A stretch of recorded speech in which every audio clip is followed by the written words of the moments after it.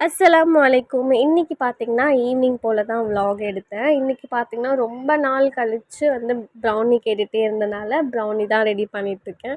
நல்லா நெறைய சாக்லேட் போட்டு டபுள் சாக்லேட் ப்ரௌனி மாதிரி ரெடி பண்ணியிருந்தேன். இது எப்படி அவுட்கம் வரப்போகுதுன்னு தான் இப்போ பார்க்கணும். ஸ்டவ் டாப்பில் தான் வைக்க போகிறேன். மைக்ரோ ஓவன் என்னோடது ரிப்பேர் ஆகிடுச்சு. ஸோ அது அடுப்பில் வச்சு தான் நான் இந்த ப்ரௌனி பேக் பண்ணி எடுத்தேன். மாஷாஅல்லா ரொம்ப சூப்பராக வந்துருந்துச்சு இந்த வாட்டி. எப்பவும் போல் இல்லாமல் இந்த வாட்டி நல்லா சாஃப்டாக வந்துருந்துச்சு ப்ரௌனி. எனக்கு அம்மா செய்யறது ரொம்ப ரொம்ப பிடிக்கும் ப்ரௌனி.